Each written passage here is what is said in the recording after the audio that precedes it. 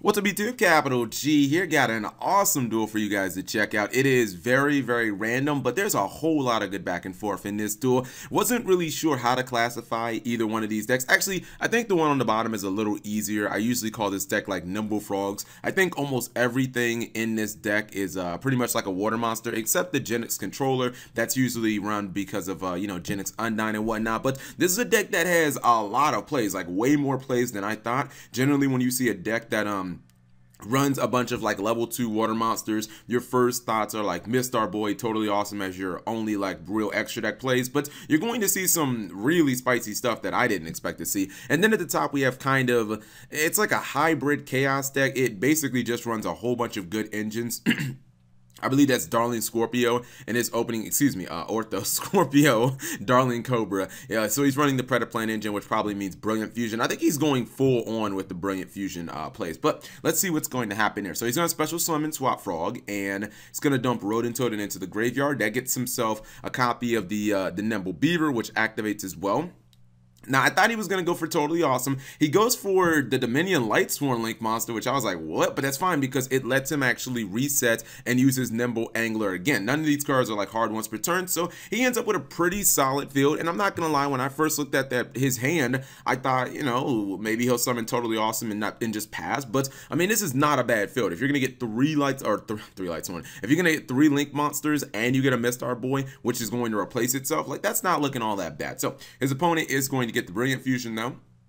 He's going to go for Invoker. Invoker is going to get Thousand Blades, and that is really how you want your Brilliant Fusion play to set up, because then you have Thousand Blades and you have Trick Clown. It's like kind of 2 floating cards, basically. He's going to summon his own Dominion, which you don't really see. He's going to go ahead and manage Dark Arm Dragon. He's going to summon BLS. He gets the Dark Arm to his hand, and he's going to drop it. And at this point, I was just thinking, okay, if I'm this guy, I hate when my opponent unloads like that turn 1, because your mindset goes from, okay, I gotta outgrind you, to, okay, now forget about just, trying to outgrind you. I have to survive this turn. He has a Dark Arm, plus he has a BLS, possibly attacking twice. You have to just worry about surviving this turn, not trying to like win the duel in your next turn. So Dark Arm is going on a rampage. Now, the interesting thing is he's actually going to send, he sends the True King of Water, I think it's like Bartheros or whatever, he sends it to the graveyard, so he actually is not going to die there, and that was pretty important because he may have taken a lot of damage. He's going to summon that True King of Water, he's going to get rid of some back row,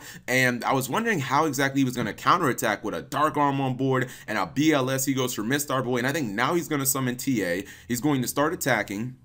The problem is he has that Trick Clown and that Thousand Blades. I feel like that really kind of curbed his offense right here, because he basically got 2 monsters. Like, he lost his Minerva, but then he got 2 monsters for it, and he still has the Trick Clown for next turn if Trick Clown does get hit. Now, he is going to temporarily stall him with the Dupe Frog. That was a savior right there, because now, at the very least, Dupe Frog is the only card on the field that can be attacked, but Dark Arm is going to bait him out. He can't take Dark Arm, unfortunately. If he could take Dark Arm, maybe this would have been a little different. Mistar Boy is going to get banished so that he doesn't float. He's going to get another card back, and he's going to have to take a couple of shots to the face. Now, at this point, you look at this guy's opening, or not opening, but you look at this guy's hand and you think, okay, Cap, the duel's over. There's nothing he can do to come back. Don't be so sure of that, because that's what I thought at first. I was like, he don't got no plays, but he's going to summon Swap Frog, and he's going to bounce. He's going to summon it again. He's got that Treeborn in the grave. He's going to go Rodentoad and Treeborn, Mistar Boy. He's not done yet. Going to go straight into Borlo Dragon. Not looking so bad. He's going to take BLS, and here's the problem.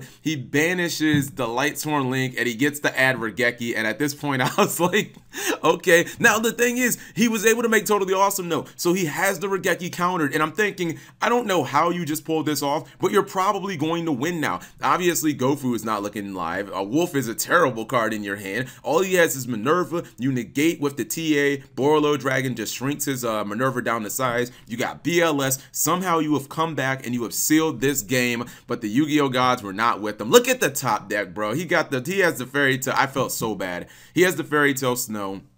All he has to do is normal summon it. He can bait out TA. Doesn't matter. He has like 5 billion cards in his graveyard, and obviously he's gonna eat that Regeki to the face. And there's nothing he can do. Even with him using the Borlo, it just doesn't matter, because obviously Fairy Tail Snow could just come out and attack again, and that's rest in peps. But I still think both players did an excellent job in this duel. In fact, let me go ahead and pause for a second, and I'll show you guys both for the deck list really quickly. So this is really interesting. I expected this guy to have a lot of water monsters in this deck, but this is borderline ridiculous. Look at this. There's not even any spells and traps in here. No Ash Blossom, no hand traps or anything. The only non-water monster you have in this piece is your copy of Genex Controller, which you're obviously going to run because you have your Undyne. Very interesting. He runs some boss monsters. I like Sea Lancer in here, not just because it can obviously be a monster that absorbs a lot of destruction, but it actually helps with your frog engine. Obviously, Ronin Totem is going to banish a whole bunch of frogs, and he runs Treeborn and basically all the good frogs except like Poison Draw Frog. So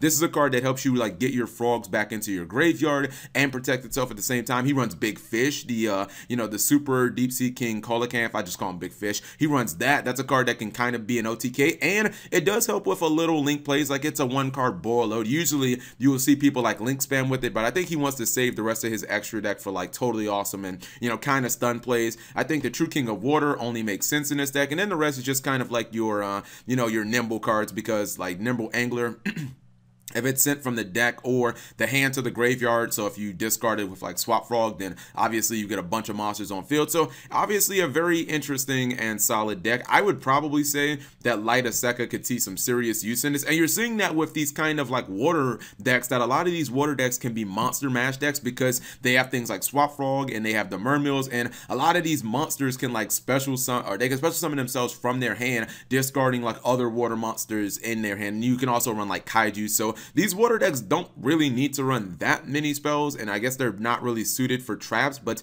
I didn't think that I'd see one that's all, monsters. But yeah, then the Light of Sekka could probably be used in there. I think this duel probably took place before Light of Sekka was actually even a thing, and then this one is like the epitome of just super 60 card deck.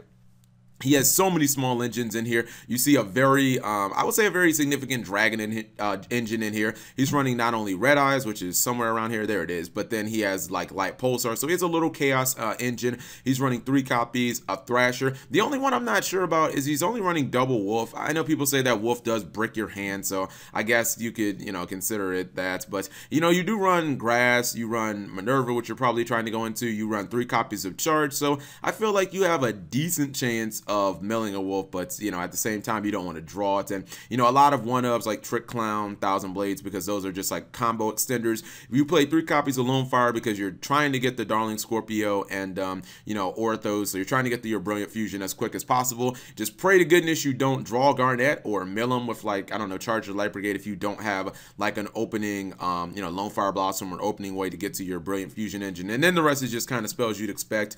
I wonder why. The only thing I can think about Instant Fusion and why no Thousand Eyes Restrict is because it's kind of a 2-piece engine. If you play Thousand Eyes Restrict, you're usually committing to Thousand Eyes, plus you're committing to Linkuriboh. So I guess he just didn't feel like he had the extra deck space. But yeah, it's just an interesting duel and 2 very interesting decks.